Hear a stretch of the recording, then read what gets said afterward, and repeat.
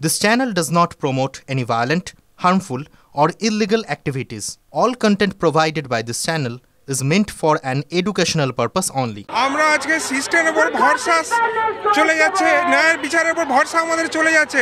প্রথমত সঞ্জয় রায় একমাত্র অভিযুক্ত, এইটা আমরা মানতে পারছিলাম না। তার সঙ্গে যদি তার ক্যাপিটাল পানিশমেন্ট না হয়, আমরা এটাকে মেনে নিতে পারছি না।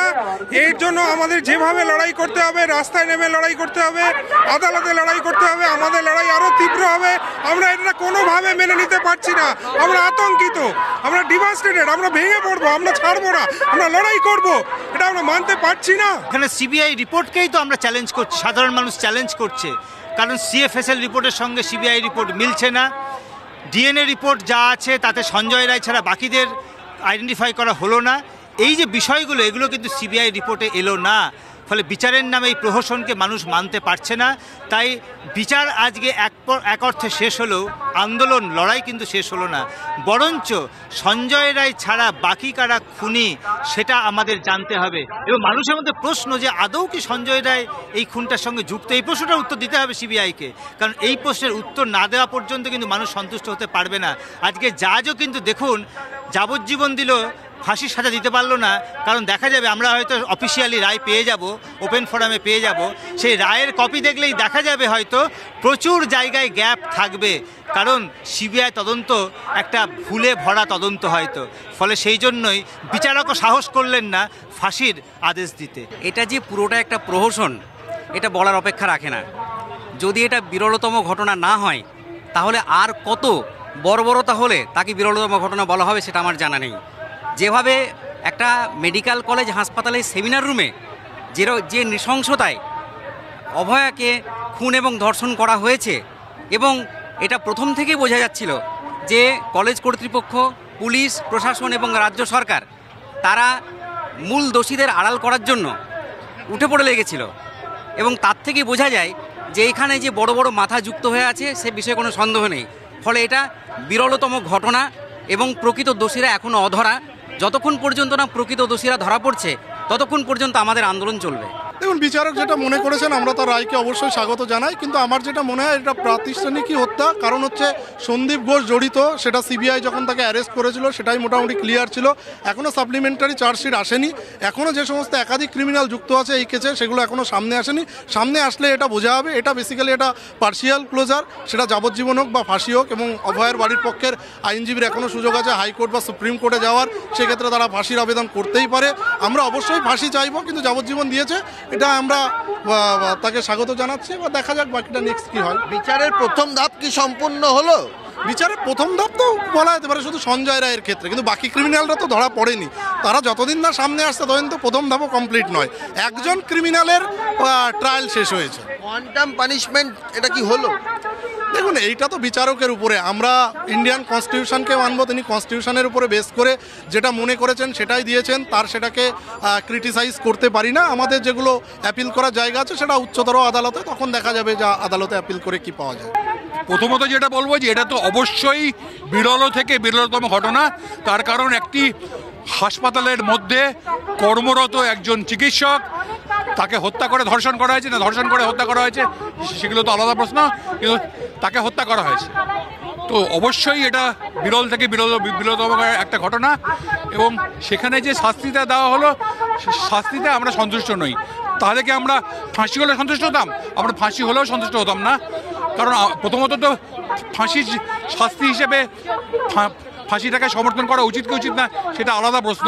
কিন্তু যেখানে একটা অপরাধের সঙ্গে একাধিক ব্যক্তি জড়িত আছেন, যেখানে অভয়ার হত্যার পেছনে একটা চক্র আছে, ষড়যন্ত্র আছে, যে ষড়যন্ত্রীদের জানেন বিচারক, কারণ সেই ষড়যন্ত্রীদের দুজনকে তিনি বেল দিয়েছেন।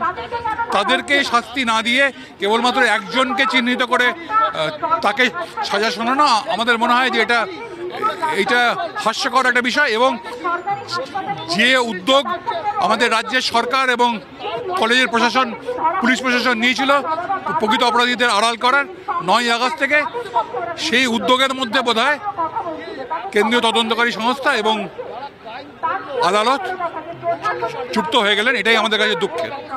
আইন ব্যবস্থা এবং বিচার ব্যবস্থার প্রতি সম্পূর্ণ শ্রদ্ধা রেখে আমরা এটাকে কমপ্লিট জাস্টিস বলে মনে করছি না।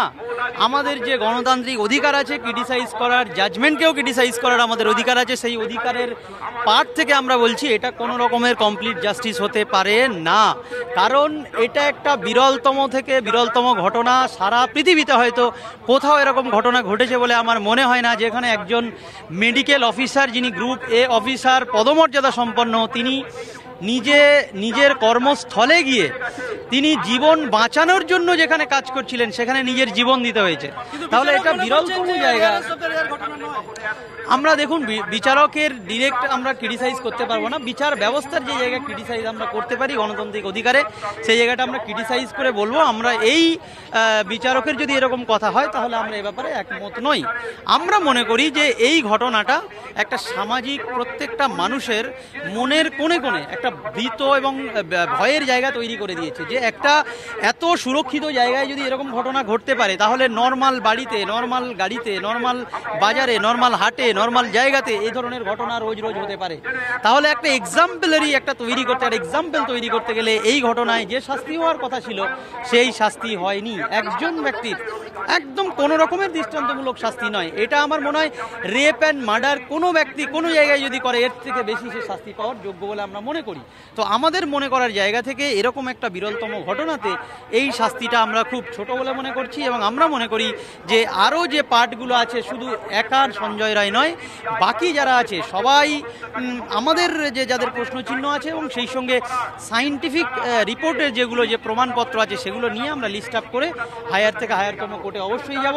এবং অভয়া দিদির বাবা মায়ের কে সঙ্গে নিয়ে আমরা মনে করি এই যুদ্ধে শুধুমাত্র একটা অভয়া নয়, পশ্চিমবঙ্গ তথা ভারতবর্ষের অভয়ারা যারা আছে তাদের বুকে বল, তাদের বুকে সাহস জাগানোর জন্য আমরা যারা অভয়াদের ভাই হওয়ার সংকল্প নিয়েছি, যারা অভয়াদের বাবা, মা, বোন, দিদি হওয়ার সংকল্প নিয়েছেন, তারা এই লড়াইটা কখনো মাঝপথে ছেড়ে যাবেন না।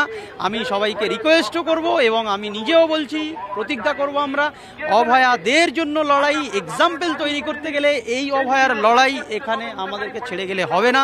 চরমতম বিরোধিতা করছিলেন এই আন্দোলনের, তারাও পর্যন্ত এই বিচারটা মেনে নিতে পারবেন না। আপনারা যান, যারা চরমতম এই আন্দোলনের বিরোধী ছিল তাদেরকে প্রশ্ন করুন, তারা কি এই বিচারটা মেনে নিতে পারবে? আমার মনে হয় তারাও এই বিচারটা মেনে নিতে পারবে না। তারা মনে করে যে উচ্চতর আদালতে যাওয়া উচিত এবং এর বিচারটা কমপ্লিট পেতে গিয়ে যতগুলো কালপিটস আছে তাদেরকে ধরে সামনে আনা হোক এবং সেই সঙ্গে এই শাস্তিটা দৃষ্টান্তমূলক শাস্তি হোক। যাবজ্জীবন কারাদণ্ড কখনো